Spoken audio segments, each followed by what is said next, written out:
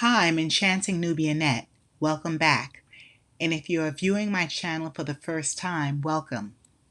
YouTube family, what happened yesterday is a huge federal crime, just like a bank heist movie. But it's reality. In St. Albans, Queens, a Brinks truck robbery took place in front of the Bank of America, which was robbed. Specifically, the bank is located on Linden Boulevard and 205th Street, which is still within the Jamaica Queens area. This crime occurred before 9 a.m. or around that time, not long after the bank opened and students entered schools. People were just getting into work. Now, if you are a New Yorker from Queens or familiar with the borough, you know that there are several small businesses and stores nearby the bank. It's a working class residential area, mainly African American and Caribbean people. According to law enforcement, two men stopped a Brinks driver and an armed guard of an armored truck. The criminals displayed their weapons. In that moment, they stole the 62-year-old guard's weapon and were robbed of 3 bags. So currently, police are searching for the 2 suspects who stole $300,000. St. Albans, in my opinion, does have crime, but it is not extreme like some boroughs, especially like the Bronx, some rough areas in Brooklyn and Manhattan, namely Harlem, or the Lower East Side. Usually there's nothing like this in most neighborhoods in Queens. Now back to the news. These suspects were last seen heading westbound on Linden Boulevard in a black Chevrolet. Thank goodness no one was harmed. Seems as if the thieves' aim was to obtain the money quickly without taking any lives.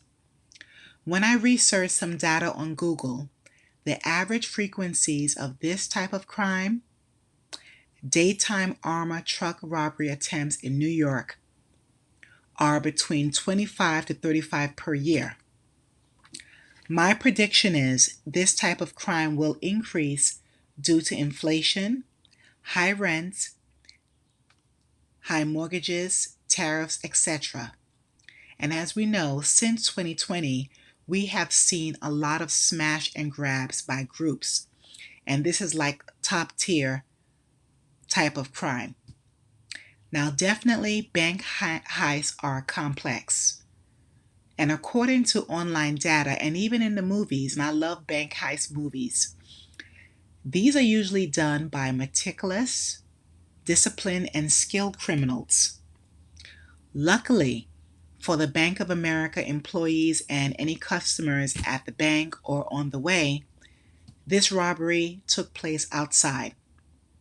There were less people and potential errors for the robbers to deal with. Less trauma and mishaps that may have happened if several people were involved on Tuesday. My question is, do you think the money bags contain hidden GPS, die packs?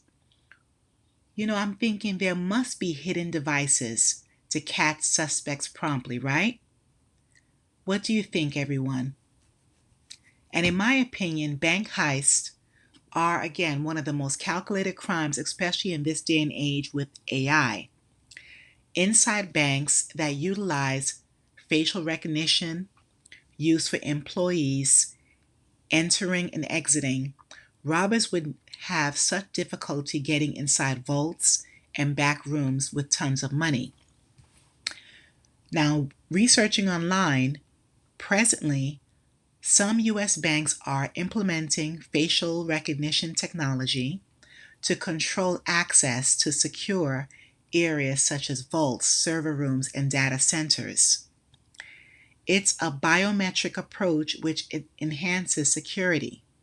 So this ensures that only authorized personnel can enter sensitive locations. So this method reduces reliance on physical keys or even access cards that can be lost or misused.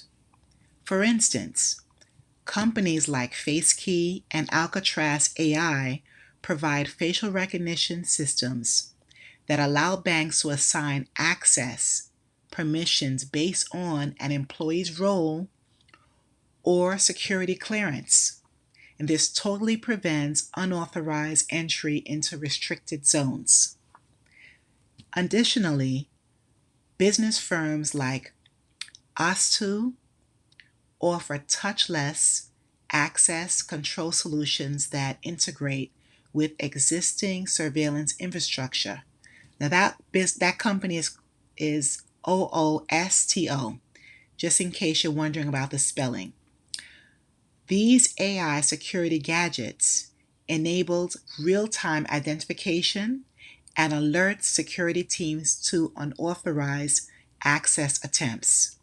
Some banks have initiated pilot programs to test facial recognition for both the customer service and employee authentication. For example, City National Bank of Florida has trailed facial recognition to identify employees at bank locations. Bank owners are aiming to replace traditional authentication methods. And these highly secured bank rooms with facial scanners, it may provoke criminals to use more force and even various kinds of aggressive tactics on employees or staff members. And as we know, some criminals will take the risk to hack the banks too. Also, thinking about the bank robbery, the money that was taken is organized and marked with serial numbers.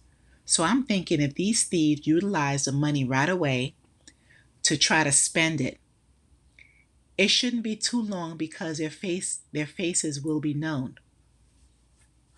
Once those serial numbers are identified in those 3 bags, that is it, I believe, unless there's some type of advanced way that they're able to get the money and maybe put it onto a gift card or put it onto fraudulent cards. I would think that these suspects will be caught. But let's see what happens. And you know what? Possibly this is an inside job. But please leave your comments below. I would love to hear what you're thinking. Thank you for watching. Please remember to like, share, and subscribe to my channel. Stay safe wherever you are.